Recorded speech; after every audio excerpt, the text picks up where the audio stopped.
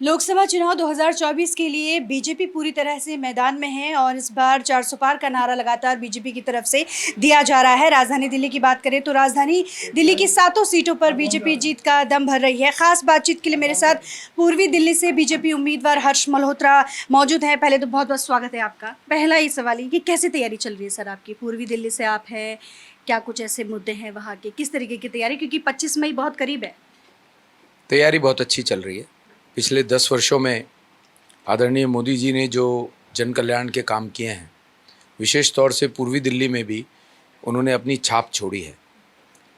उसके कारण से पूर्वी दिल्ली की जनता बहुत प्रसन्न है, बहुत आशीर्वाद दे रही है। ओवरवेलमिंग रिस्पॉन्स है। चलिए, वेलमिंग रिस्पॉन्स है। सवाल ये है कि लगातार आम आदमी पार्टी, कांग्रेस, इंडिया अलायंस सवाल उठा रही है कि ये कैंडिडेट हर साल लोकसभा चुनाव में चेंज करने का क्या बीजेपी का फॉर्मूला है? पहले गिरीश पुरी को चेंज किया, फिर गौतम गंभीर आए, उन्हें चेंज, अब इस बार आप हैं मैदान में। मैं उनसे पूछ लेता हूँ, उन्होंने अपना एक भी कैंडिडेट रिपीट किया 10 साल में? दोनों पार्टीज़ ने। ये हमारा इंटरनल मैटर है। इस बार जो हमारे गौतम गंभीर जी हैं, उनकी क्रिकेट में व्यस्तता है। उन्होंने पहले ही कहा कि मैं सक्रिय राजनीति में पार्टिसिपेट नहीं कर पाऊँगा। तो किसी ने तो चुनाव लड़ना था। फिर भारतीय जनता पार्टी विश्व का सबसे बड़ा राजनीतिक दल है। यहाँ पर कोई भी छोटे से छोटा कार्यकर्ता इतना सक्षम और कॉम्पिटेंट है कि वो बड़ी से बड़ी जिम्मेदारी निभा सकता है। तो सबको मौका मिलता है। पार्टी तय करती है, जो सरकार में है कार्यकर्ता, उसको संगठन में उसकी उपयोगिता होती है तो संगठन में ले आते हैं।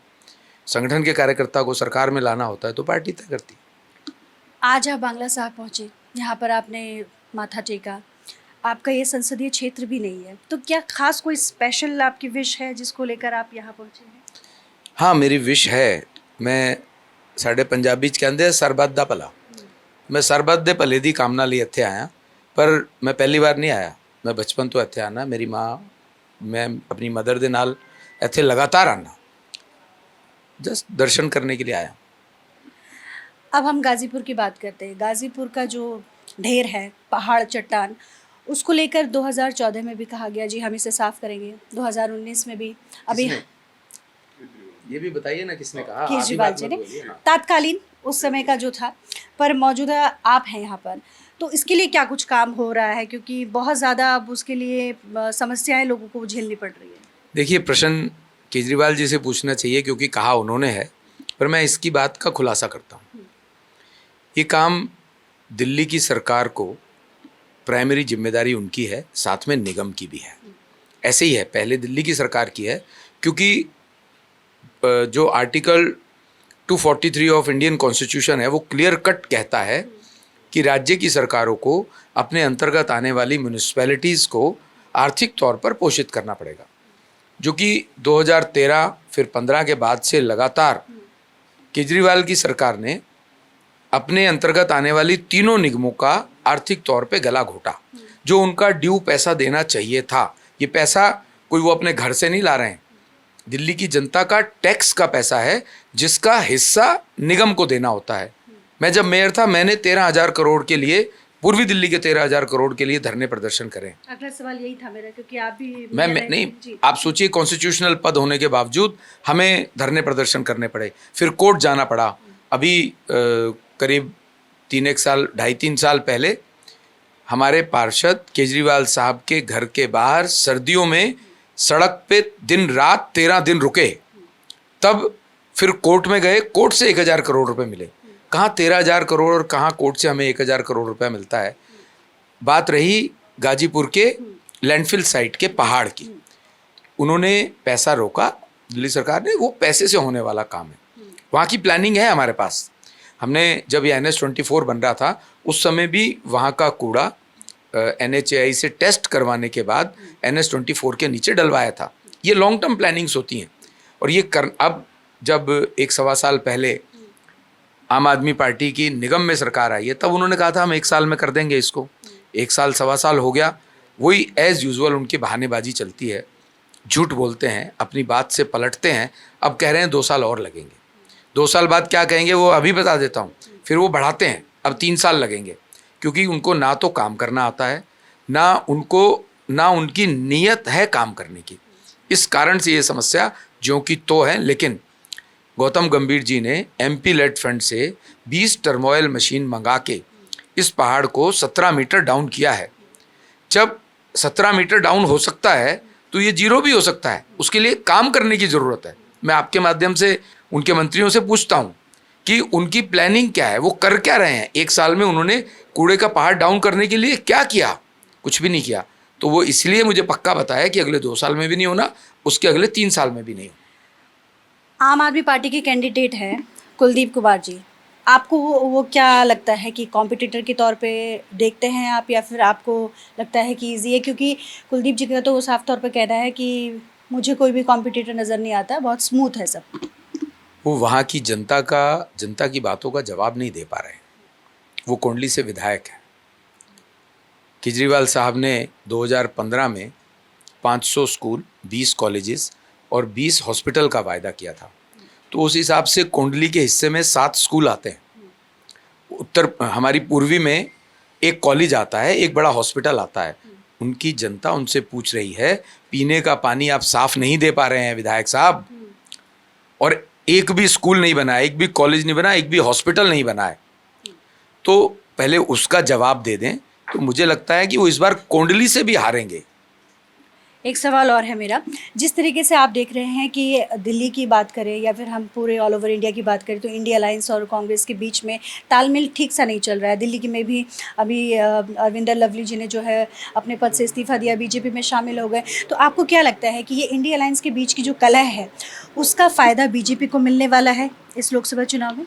झूठे लोगों का झूठा अलायंस है, सिर्फ पेपर पे अलायंस हुआ है। इनके मन नहीं मिले हैं। अगर मन मिले होते, कांग्रेस और आम आदमी पार्टी पंजाब में भी समझौता करती। ये लॉ एंड शेयर लेने वाले लोग हैं। कांग्रेस को भी भ्रष्टाचार में पैसा कमाया है इन्होंने, और आम आदमी पार्टी तो जग जाहिर हुआ है कि शराब के घोटाले में तो इनके 3-3 लोग अंदर हैं। इनका अलायंस झूठे लोगों का झूठा गठबंधन है, और ये लोग कैसे काम करते हैं आप लोगों को समझ में आया है कि कांग्रेस ने कन्हैया को अपना उत्तर पूर्वी से कैंडिडेट बनाया है। देश को तोड़ने वाले लोगों को आप अपना कैंडिडेट बनाते हो, इसका मतलब ये है कि वो आपका स्पोक्स पर्सन है।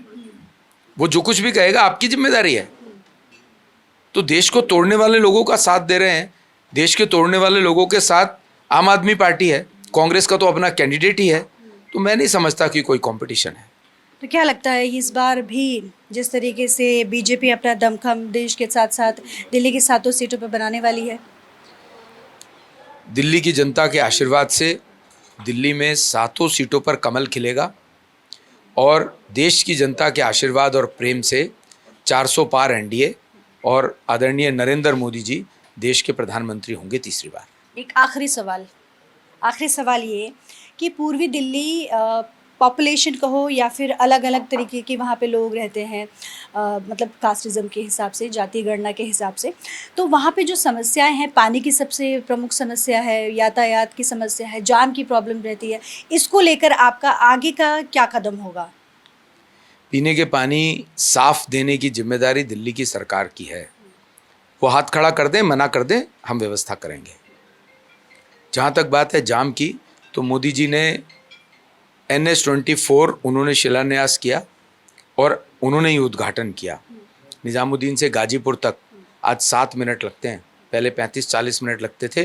कंजेशन, जाम और पोल्यूशन से निजात दिलाई है मोदी जी ने। अक्षरधाम से देहरादून का एक्सप्रेसवे बन रहा है, वो दिल्ली में यूपी के बॉर्डर तक, भजनपुरा के आगे बॉर्डर तक जाकर के वो दिल्ली का हिस्सा है, वहाँ पर जाम से निजात मिलेगी।